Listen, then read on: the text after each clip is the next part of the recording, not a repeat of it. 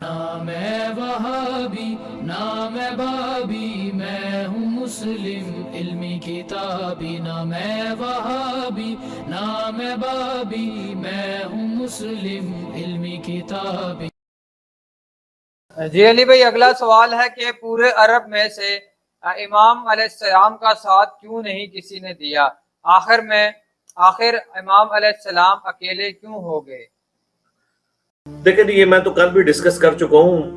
مائیں روزانہ تو حسین پیدا نہیں کرتی ہیں، پھر اسی وقت ایک کمیونیکیشن گیپ بھی تو تھا نا۔ یعنی آج آپ دیکھیں کوئی ایشو ہوتا ہے، ہم ہیش ٹیگ چلا دیں تو پوری دنیا میں ہلچل مچ جائے گی۔ میں اکیلا بندہ یہاں بیٹھ کے پوری دنیا سے بات کر سکتا ہوں، لیکن اس زمانے میں تو آپ سوچ نہیں سکتے ساتھ والے گاؤں میں کیا ہو رہا ہے وہ بھی نہیں پتا ہوتا تھا۔ آج دنیا کے کسی گاؤں میں کوئی ایکٹیویٹی ہو جائے تو ہمیں پاکستان میں بیٹھے ہوئے ریئل ٹائم پتہ چل جاتی ہے، تو اس لیے وہ چیزوں کا آئیڈیا بھی نہیں تھا۔ دوسرا ظاہر ہے کہ یہ موت کا سفر تھا، سب لوگ تو اس طریقے سے تیار نہیں ہوتے۔ تیسرا یہ ہوا بھی حادثاتی طور پہ، امام حسین علیہ السلام کوئی جنگ لڑنے تو گئے نہیں تھے وہاں پہ،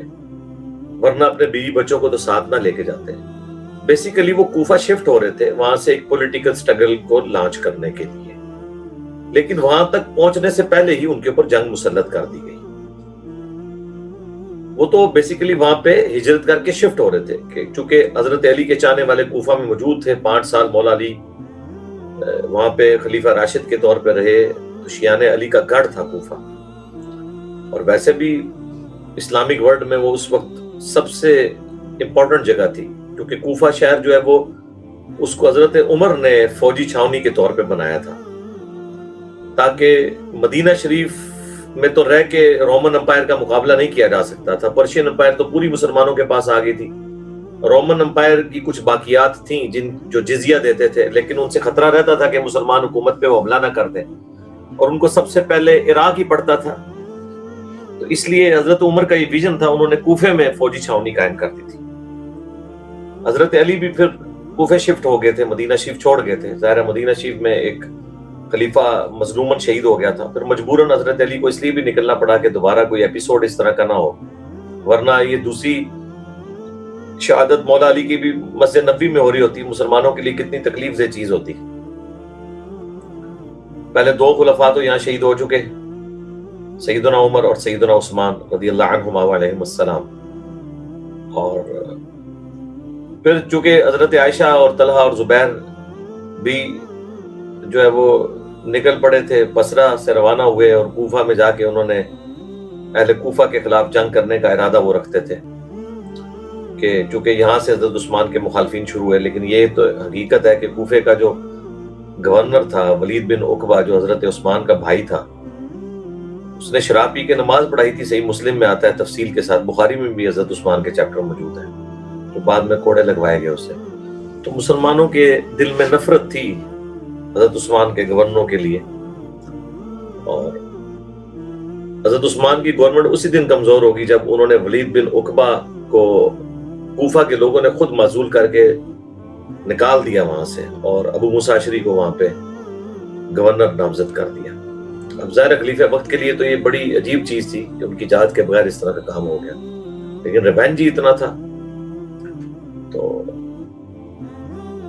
اس لیے کلپرٹ سمجھتے تھے اہل کوفہ کو وہ لوگ جو حضرت عثمان کے خون کا بدلہ لینا چاہتے تھے، تو حضرت علی سے آگے بجائے وہ ڈیمانڈ کرتے مدینہ شریف میں۔ دیکھیں آج پرائم منسٹر سے کوئی چیز ڈیمانڈ کرنی ہوتی ہے تو اسلام آباد میں دھرنا دیا جاتا ہے نا، جہاں پرائم منسٹر بیٹھے ہوئے، لیکن انہوں نے بجائے مدینہ شریف آنے کے انہوں نے فوج تیار کر کے ٹریٹ قانون کو ہاتھ میں لینے کی کوشش کی۔ وہ تو پھر سورۃ الحجرات میں واضح ہے کہ ریٹ آف دی گورنمنٹ تو قائم ہوگی، جب مسلمانوں کا کوئی گروہ باغی ہو تو قتال کرو۔ حضرت علی نے پھر قتال کیا۔ کوفے کے لوگوں پہ اس وقت وہ گورنر تھے ابو موسیٰ اشعری کے، جو ان کو کہہ رہے تھے ہم نیوٹرل رہیں گے، جنگ میں حصہ نہیں لیں گے۔ حضرت علی نے پھر عمار بن یاسر اور حضرت حسن کو بھیجا، بخاری میں ان کا خطبہ موجود ہے کہ لوگوں، ایک طرف عائشہ ہیں جو دنیا اور آخرت میں تمہارے نبی کی بیوی ہیں، یہ صحیح بخاری کے الفاظ ہیں۔ عمار بن یاسر نے خطبہ دیا، خود نچلی سیڑھی پہ کھڑے ہوئے، حسن ابن علی کو اوپر والی سیڑھی پہ بٹھایا، لیکن اللہ تمہیں آزمائے گا کہ تم عائشہ کی اطاعت کرتے ہو یا اللہ کی، کیونکہ امیر المومنین کی اطاعت اللہ کی اطاعت ہے، وَأُولِي الْأَمْرِ مِنْكُمْ کہتا ہے۔ حضرت علی کو تو مجبوراً نکلنا پڑا ہے مدینہ شریف سے، کیونکہ اگر وہاں سے نہ نکلتے تو جو ان کا باغی گورنر تھا وہ شام میں بیٹھا تھا، حجاز سے بہت دور تھا، تو کوفے میں بیٹھ کے اس کی حرکتوں کو بھی کاؤنٹر کیا جا سکتا تھا، اور دوسرا جو لوگ کوفے پہنچے ہوئے تھے خود ریٹ آف دی گورنمنٹ کو چیلنج کرنے کے لیے اور حکومت کے یعنی قوانین کو اپنے ہاتھوں میں لینے کے لیے، ان کو بھی کرنا تھا۔ عبداللہ ابن سلام جو صحابی ہیں وہ سامنے آ کے مولا علی کے کھڑے ہو گئے تھے گھوڑے کی مہار پکڑ کے، اور منتیں مارتے رہے امیر المومنین آپ نہ نکلیں مدینہ شریف سے، کیونکہ مجھے نہیں لگتا کہ آپ اگر نکل گئے تو دوبارہ دارالخلافہ کبھی مدینہ ہوگا۔